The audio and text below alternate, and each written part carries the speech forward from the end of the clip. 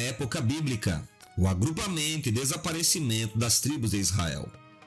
Sejam bem-vindos aqui ao canal Estudo Bíblico, um canal de conteúdos bíblicos e teológicos que tem como proposta ajudar você a compreender melhor as Sagradas Escrituras e a entender com mais clareza a fé cristã. No vídeo de hoje iremos falar sobre como algumas tribos de Israel no passado se agruparam para viver e como que algumas delas também desapareceram ao longo do tempo. Nos tempos antigos, quando o povo de Israel ainda caminhava entre o deserto e a terra prometida, a sua organização social era marcada por uma estrutura tribal que misturava laços de sangue, de fé e de necessidade. Essas 12 tribos, originadas do filho de Jacó, formavam uma espécie de confederação, mas diferentemente das organizações políticas mais rígidas, como as das cidades gregas reunidas em anfictonias, a união entre as tribos israelitas era bem mais flexível e em muitos momentos mais frágil. Sua força estava menos na eficiência administrativa e mais na identidade comum e na fé em Yahvé, o Deus que os havia tirado do Egito e conduzido pelo deserto. Cada tribo carregava uma história própria, com características e trajetórias que, embora entrelaçadas, eram únicas. A unidade tribal, entretanto, não significava que viviam em uma total harmonia. O relacionamento entre elas muitas vezes era marcado por rivalidades, disputas por território e disputas pelo poder, além da necessidade de sobrevivência em meio a contextos adversos, como as migrações, as guerras contra os povos vizinhos e a busca por terras férteis e fontes de água. Esse modelo tribal não era exclusivo de Israel. Entre os povos árabes da época, por exemplo, havia organizações semelhantes, em que pequenas tribos se uniam para formar alianças temporárias, muitas vezes para enfrentar inimigos maiores ou lidar com desafios regionais.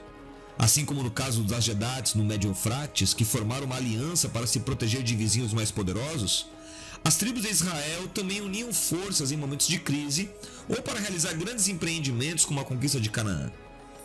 Durante a jornada pelo deserto e nos primeiros anos na Terra Prometida, a coesão entre as tribos era garantida principalmente por fatores religiosos. O santuário onde ficava a Arca da Aliança era o ponto central de encontro e adoração.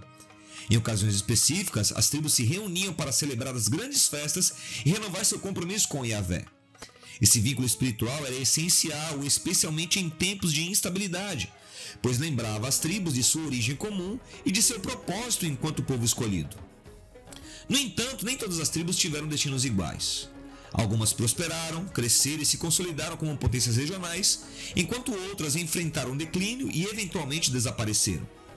A tribo de Ruben, por exemplo, que deveria ocupar uma posição de destaque como a primogênita, perdeu sua força ao longo do tempo. Referências bíblicas sugerem que Ruben foi superado por outras tribos, tanto em poder quanto em influência. Simeão seguiu um caminho semelhante. Fragmentada e enfraquecida, acabou absorvida pela tribo de Judá, tornando-se pouco mais que uma lembrança no mapa tribal de Israel. Já a tribo de Levi teve uma trajetória peculiar. Após o episódio de violência contra Siquém, como relatado em Gênesis 34, que marcou negativamente a sua história, a tribo de Levi não desapareceu como Simeão ou Ruben, mas assumiu um papel especial. Transformou-se na tribo sacerdotal de Israel, espalhada entre as outras tribos, sem um território próprio, mas responsável pelo culto e pela preservação das tradições religiosas. Essa mudança não foi apenas prática, mas também simbólica, refletindo o papel central da religião na vida e na identidade do povo israelita. Outro aspecto interessante era o fenômeno da divisão de tribos. Quando uma tribo crescia demais, sua unidade ficava comprometida, levando à criação de novas comunidades autônomas.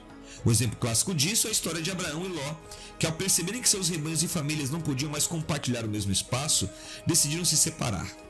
Mesmo seguindo caminhos diferentes, o vínculo de parentesco permaneceu, como ficou evidente quando Abraão arriscou a sua vida para resgatar Ló das mãos dos reis inimigos.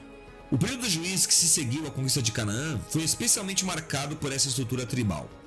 Sem um governo central forte, cada tribo vivia de forma relativamente independente, lidando com seus próprios problemas e conflitos. Em momentos de grande necessidade, surgiam juízes, líderes carismáticos que conseguiam unir temporariamente as tribos em torno de um objetivo comum, como enfrentar uma ameaça externa. Contudo, essa união era passageira e as tribos logo voltavam a seguir suas próprias agendas. Esse modelo tribal foi em muitos sentidos a base da identidade coletiva de Israel. Apesar das rivalidades internas e dos desafios externos, o sentimento de pertencimento a uma única família e a fé compartilhada em Yahvé davam a esse povo um senso de unidade que transcendeu as dificuldades. Mesmo quando as tribos desapareceram ou foram absorvidas, o povo de Israel continuou existindo como uma entidade única, mantendo vivas as suas tradições e a sua história.